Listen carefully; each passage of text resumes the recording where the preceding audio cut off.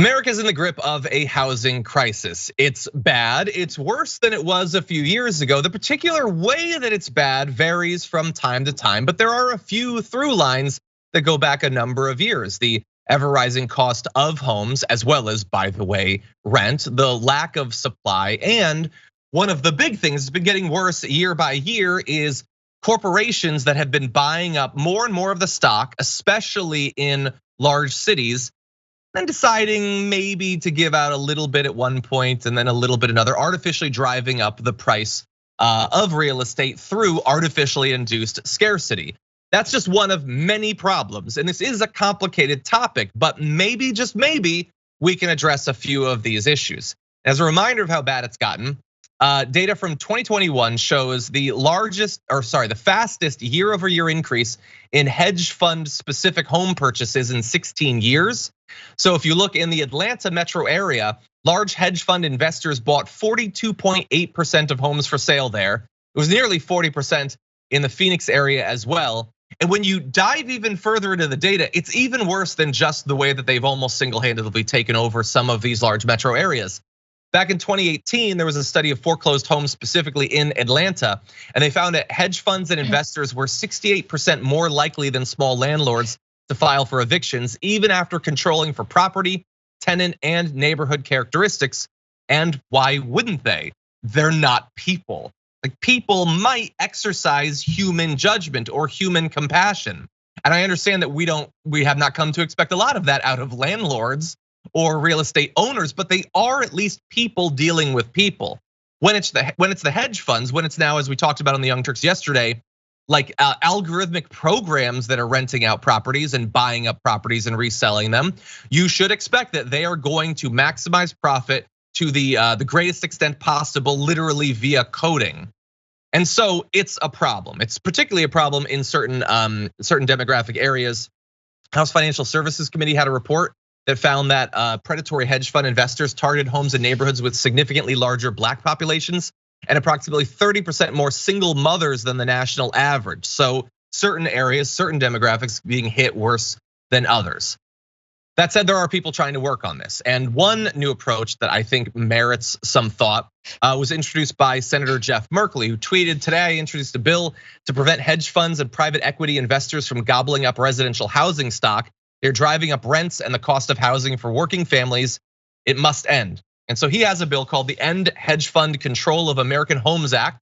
And it aims to prevent rich investors from taking advantage of renters and limiting home ownership by creating a new $20,000 federal tax penalty for each single family home owned in excess of 100. So owning a whole bunch of property that you're like deliberately not selling will be a tax penalty for you. And the more of it you have, the more penalty you will suffer.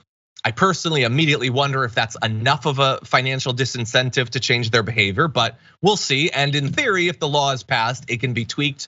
Those numbers and thresholds can be changed, I suppose. They also require that hedge funds and investors must sell at least 10% of the total number of single family homes to families, not the companies or other businesses per year. And they're banned from selling any single family home to other corporations. Again, that 10% threshold seems pretty low. I'm not a real estate expert, bear that in mind. So all of these numbers I think could certainly be tweaked, Miranda, but I do like that someone is at least trying to release a little bit of the pressure of the stranglehold that hedge funds have on some of the areas of real estate in this country. Yeah, I think that I'm taking it as a win at this moment in time, right? So at least someone is saying and actively doing something to fight for single family homes. I think you're right. I think $20,000 per single family home is not really a huge number considering the amount of money that these mega corporations make on like a daily basis. I think it's the closest we're getting to them paying fair taxes that we're gonna get at this moment in time. I don't think it's a lot. I think 10% is a really small number considering they're buying up all these homes that are for people to live in. I don't love how small that number is, but again, I'm taking it as a win. Again, the numbers can be tweaked. Will they be tweaked? That's kind of another argument, but at least someone is starting the conversation and doing something to work towards a better future for homeowners, because the housing crisis right now is just unbelievably unfair. The amount of homeless people in this country is higher than it's ever been. I mean, you just look at the LA streets, you look at the New York streets. People can't afford, people in my generation, well, most of us can't afford to ever buy a home. I mean, it's absolutely ridiculous, the cost of rent, the cost of a mortgage, but I do like that this is headed in the right direction.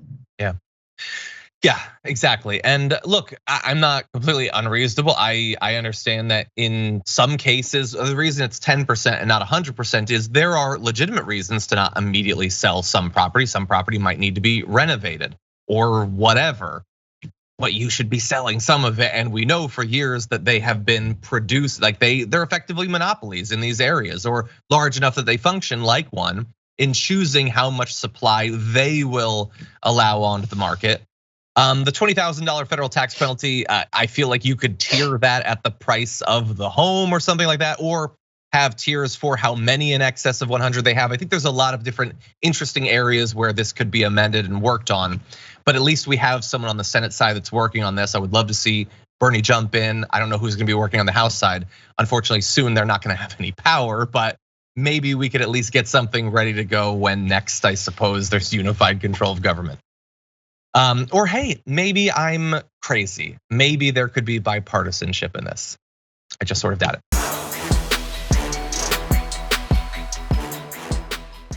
Check out the Damage Report podcast each day, wherever you get your podcasts, whether Pocket Casts or Stitcher or iTunes. You can join me as I give you the news and stories you want, with a range of co-hosts and interview guests jumping in on the fun each day. Again, that's the Damage Report, wherever you get your podcasts. And if you get them at iTunes, don't forget to rate and review. Sometimes I'll read them live on the show.